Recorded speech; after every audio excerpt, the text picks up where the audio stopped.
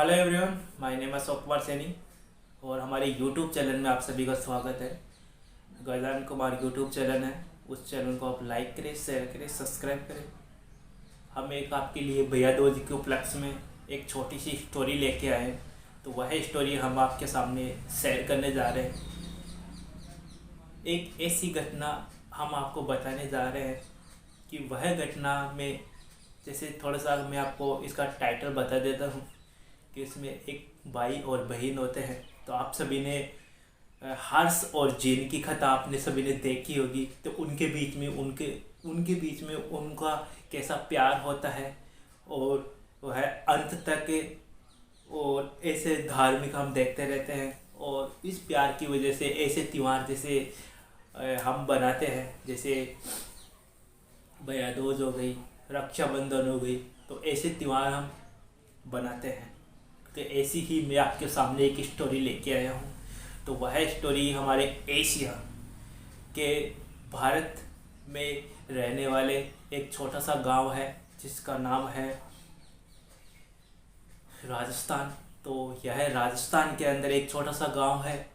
तो उस गांव में एक छोटा सा परिवार की यह घटना है कि वह एक ब्राह्मण परिवार होता है। तो उस परिवार में माता पिता होते हैं और उनके दादा दादी होते हैं और एक भाई और एक बहन होते हैं थे। क्योंकि यह घटना मैं आपको प्राचीन काल की बताने जा रहा हूँ कि आप सभी ने ग्रंथों में भी पढ़ा होगा और बुकों के माध्यम में भी पढ़ा होगा। कि मैं यह स्टोरी स्टार्ट करता हूँ। चलिए बिना समय नष्ट किए हुए हम स्टोरी को स्टार्ट करते हैं। एक ब्राह्मण परिवार होता है, तो उसमें उनके माता पिता और वह खुद और उनकी मिसेज होती है। तो वह धीरे धीरे अब उनके औलाद नहीं होती है। तो औलाद नहीं होती है तो औलाद का दुख लोग बाग किस प्रकार के उनको ताना देते हैं। तो वह ताना आपने भी महसूस किया होगा। जो मेरे वीडियो को देख रहे हैं तो उन्होंने भी महसूस किया होगा कि जिसकी औलाद नहीं होती है तो लोग बाग उनको किस प्रकार के ताने देते हैं। तो जब वो अपने खेत में जाते थे कि खेत को संभालने के लिए जाते थे, खेत में काम करने के लिए जाते थे, तो लोग बाग उनको ताना देते थे। तो वह धीरे धीरे उन्होंने यह किया कि जैसे लोग बाग उठने से पहले ही वो खेत के ऊपर चले जाते थे और सूर्य अस्त होता था तब वह घर पर आते थे। कि इस प्रकार से उनकी जीवनचर्या हो गई थी। अब उन्होंने कई देवी देवता के जाके अपना मस्तक से टेका, मस्तक से रगड़ा और अपनी देवी देवता को मनाया। फिर जाके उनको एक भगवान का संजोग ऐसा होता है कि भगवान जब देता है तो चप्पन पाड़ के देता है। तो यह सभी आपने भी सुना होगा। तो धीरे धीरे उनके एक लड़का और एक लड़की होती है। तो उनको वह फैमिली बहुत खुश हो जाते हैं। और उन्होंने जैसे आप सभी ने कि देखा होगा, जैसे लड़का लड़की होती है तो उनमें भेदभाव करते हैं। तो वह भेदभाव उस परिवार में नहीं था और वह दोनों को एक समांतर रूप में ही देखते थे, वह लड़का है या लड़की। धीरे धीरे वह उनका पालन पोषण बढ़ने लगा। लड़का का भी पालन पोषण बढ़ने लगा, लड़की का भी पालन पोषण बढ़ने लगा। धीरे धीरे वह बैठने लग जाते हैं। वो दो शिशु आपस में उनका जैसे उनकी ड्रेसिंग, कपड़े, खान पीन वह सारा दोनों का सेम ही रहता था। तो ऐसे धीरे धीरे जब वह उनके समझ आई तब तक वह दोनों बहन भाई धीरे धीरे बड़े होने लग गए और आपस में खेलने लग गए। वह खेलते खेलते धीरे धीरे उनकी पाठशाला आरंभ की गई, उनकी शिक्षा आरंभ की गई। धीरे धीरे वह एक ही स्कूल में जाने लग गए और वह स्कूल में जाने से पहले वह खाना वगैरह लेके जाते थे स्कूल में, टिफ़िन वगैरह। तो दोनों बहन भाई आपस में बैठकर टिफ़िन खाते थे। ये एक टिफ़िन उसको देता था, उसका टिफ़िन वो लेता था। तो इनका यह धीरे धीरे भाई और बहन का प्यार ऐसे बढ़ गया। और जैसे आपस में लोग बाग उनकी चर्चा भी करने लग गए कि ऐसे भाई बहन होने चाहिए। तो धीरे धीरे उन्होंने first class, second class, 5th class, 6th class, 9th class, 8th class, उन्होंने 8th क्लास की एग्ज़ाम भी दी धीरे धीरे। और उन्होंने दोनों भाई बहन ने 10th की भी एग्ज़ाम दे दी। 10th के बाद में उन्होंने उनकी सब्जेक्ट आती है तो उन्होंने सब्जेक्ट भी चुना। लेकिन भगवान का संजोग ऐसा होता है कि वह दोनों भाइयों की दूरियां बन जाती है। तो भगवान ने भी यही चाहा कि उनकी दूरियां बढ़ गई और वह एक एक तो अब भाई तो विदेश में पढ़ने के लिए चला गया और वह उसकी बहन घर पर रह गई। तो वह दोनों उनको जाने के बाद उनके माता पिता तो ऐसा, हमारी लड़की भी पढ़ाई लिखाई में अच्छी है तो उनको भी एक अच्छी कॉलेज में उनको दाखिला करवाया जाए और उनकी शिक्षा के ऊपर उनको फोकस दिया जाए। धीरे धीरे वह भाई बहन दोनों अलग हो गए। अब आप सभी को विदित है कि प्राचीन काल में जैसे ना तो कोई बात करने का कोई माध्यम था, या तो आप चिट्ठी लिख सकते हो और या फिर आप अपना संदेश पहुंचा सकते हो किसी के माध्यम से। तो पहले क्या होता था कि जैसे कोई भी संदेश वगैरह जैसे ब्राह्मण और नाइद लेकर जाते थे और वह उनका संदेश दिया करते थे। और जैसे बड़े बड़े अधिकारी लोग वगैरह होते थे तो वह तार बोलते थे, तार से लिखकर उनका चिट्ठी दिया करते थे। तो भाई और बहन 15 या 1 मंथ में आपस में चिट्ठी लिखा करते थे और वह चिट्ठी आपस में पढ़ते थे और एक चिट्ठी वह घर पर आती थी। तो ऐसी धीरे धीरे दूरियां चलती रही और ऐसे पढ़ते रहे, लिखते रहे, आगे बढ़ते रहे और वह एक ऐसी सिचुएशन के ऊपर पहुंच गए कि वह घर पर आने के लिए लालायित हो। तो बहन बोलती है कि भैया हमको काफ़ी टाइम हो गया है मिले हुए और देखे भी काफ़ी टाइम हो गया है, और जो हमारी बातचीत होती है तो यह एक तार के माध्यम से बातचीत होती है। तो यह मैं आपसे मिलना चाहती हूँ, देखना चाहती हूँ। भैया भी बोलता है तो वो जो शब्द बहन बोलती है तो वह जो शब्द भैया बोलते हैं, और वह भैया बोलता है ठीक है कि मैं 15 या 10 दिन बाद में आते हैं और हम मिलते हैं। तो धीरे धीरे उनका टाइम निकला जा रहा है और देखो यह मिलने की इच्छाएं कैसी होती है। तो मैं इस स्टोरी के माध्यम से आपको शेयर करने जा रहा हूँ कि भैया जब सोचता है कि मेरी बहन के लिए मैं क्या लेके जाऊँ, और जो वो उसको उस चीज़ से ज़्यादा खुशियाँ मिले तो वह चीज़ में उनके लिए क्या लेके जाऊँ। तो यह क्वेश्चन उनके बार बार करता रहता है। तो उन क्वेश्चन में धीरे धीरे उनको यह मिलने लग जाती है। फिर क्या होता है कि वह बहन भाई के लिए अपने जहाँ पे वो रहती थी उसके लिए अच्छे अच्छे पकवान बनाती है, और वह पकवान में तो उनका यह मोटिव था कि भैया को मैं किस मिठाई से उनको पसंद करूं और कौन सी मिठाई उनको ज़्यादा पसंद है। तो वह हर प्रकार की मिठाई बनाने लग गई।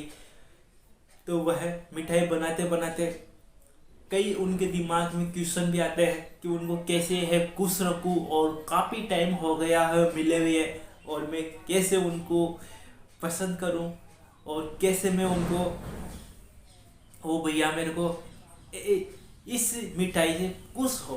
तो ऐसे क्वेश्चन उनके दिमाग में चलने लग गए। तो धीरे धीरे बहन और भाई के बीच में यह दोनों ही क्वेश्चन चल रहे थे।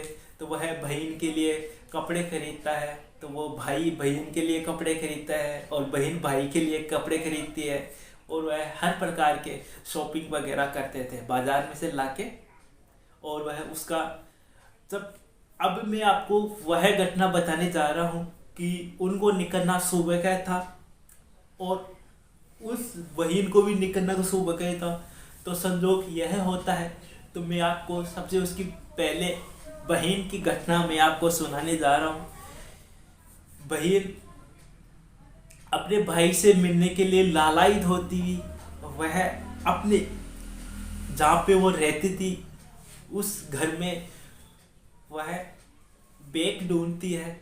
तो वह बैग लेके और उनके वहाँ पे जो उन्होंने पकवान बनाए हैं, मिठाई वगैरह बनाई है, तो वह मिठाई उस बैग में डालते हैं। और उन भाई के लिए कपड़े वगैरह उन्होंने खरीदे, बुक वगैरह उन्होंने खरीदी, तो वह सारी उस बैग में वो डाल लेती है और वह बैग को पैक कर देती है। और वह यह सोचती है कि ठीक है, अब सुबह हमको निकलना ही है। और वह बैग को पैक करा के रात को 10 बज जाते हैं। तो उसके बाद में वह सोने के लिए जाती है और वह वही सारी घटना उसके दिमाग में घूमती रहती है। और ऐसे घूमते घूमते दिमाग में ये घटना घूमते घूमते उनको नींद आ जाती है और उनको पता ही नहीं चलता कब सवेरा हो गया। और वह स्नान करके और वह भैया से मिलने के लिए गांव चली जाती है। धीरे धीरे अब जब वो घर से निकल के जाती है तो पहले की सिचुएशन में गाड़ी वगैरह बहुत कम होती थी। और वह धीरे धीरे, जैसे प्राचीन काल में यही साधन चलते थे, जैसे बैलगाड़ी हो गए, लड्डे हो गए, ऊंट गाड़ी हो गई और घोड़ा गाड़ी हो गई, तो इसके माध्यम से वह घर पर आने लगी।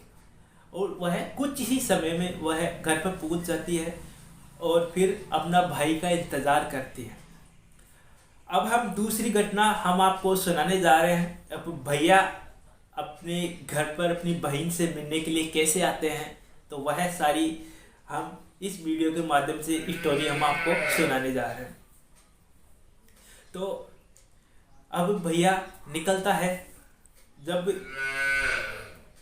वो ही सिचुएशन उनके वह जो बैग में जो सेम टू सेम ही रहती है, जो बैग में सामान डालते हैं और वो निकलने स्टार्ट हो जाते हैं। जब वह बाजार में पहुंचता है, जब घर पर आने के लिए कुछ साधन देखते हैं तो उनको किसी भी प्रकार के साधन नहीं मिल पाते हैं। तो उनका भैया का और एक बहन के बीच में जो आने का जो संघर्ष है, तो वह हम आपको बताने जा रहे हैं कि अब देखो धीरे धीरे क्या होता है कि उनको आने के लिए उनको कोई साधन नहीं मिल पाते हैं। और कैसे आए, धीरे धीरे वह, चलो ठीक है, उन्होंने उनका यह मत था कि चलते चलते रहते हैं, जहाँ पे हमको साधन मिल जाएंगे और उनकी सहायता से और हमारा रास्ता भी कट जाएगा। धीरे धीरे वो चलने लग जाते हैं, चलते चलते चलते, और वह बहुत थक जाता है। धूप रहती है, छाँव रहती है, धूप रहती है, छाँव रहती है, कुछ चलते चलते चलते चलते उनका शरीर भी थक जाता है। तो वह यही सोचते हैं कि चलो थोड़ा सा विश्राम कर लेते हैं और फिर चलते हैं। तो धीरे धीरे वह भाई चलता रहता है, चलते चलते चलते उनको एक बरगद का पेड़ दिखता है और उस बरगद के पेड़ के नीचे वह विश्राम करने के लिए सोचता है। तो और फिर वो वहाँ पे विश्राम करने लग जाता है। और जैसे ही विश्राम करता है तो उसको समय का मालूम ही नहीं चला कब संध्या हो गए। और फिर वो रात को फिर से संध्या बाद में फिर वो चलना स्टार्ट कर देते हैं। धीरे धीरे आते आते उनको जीवन में कितने संघर्ष आए, रास्ते में उनको कितना संघर्ष आए। तो यही है कि ऐसा नहीं है कि भाई और बहन एक उनका समय ऐसा था कि एक उनकी लाइन सबकी अलग रहती है, लेकिन एक गुजरना भी सबका वो भी अलग अलग है। तो वह कुछ समय बाद में और वह घर पर पहुंच जाता है और दोनों आपस आमने सामने आते हैं। तो ऐसा माहौल बन जाता है, ऐसी खुशियाँ आ जाती है, ऐसा संजोग बन जाता है कि उस माहौल, उस संजोग को ही हम एक भैया दूज मान सकते हैं।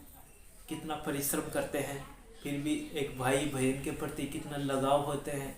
तो यह इस परंपरा को आगे बढ़ाते रहना चाहिए। और यह भैया दूज हमारी बनाई जाती है क्योंकि भाई और बहन के प्रति प्रेम कम ना हो और अपना जीवन यापन समान रूप से चलता रहे। तो नमस्कार मित्रों, तो कैसी लगी मेरी ये स्टोरी? तो इस स्टोरी का मेन मोटिव यही है कि भाई और बहन के प्रति कितना प्यार होता है। तो इस प्यार को ऐसे ही बनाए रखें और ऐसे ही आपसे भी भैया दूज बनाते रहें। मिलते हैं हम आपको नेक्स्ट वीडियो में, लेके आते रहेंगे ऐसी स्टोरी, और देखते रहिए और हमारे चैनल को सब्सक्राइब करते रहिए। Thank you.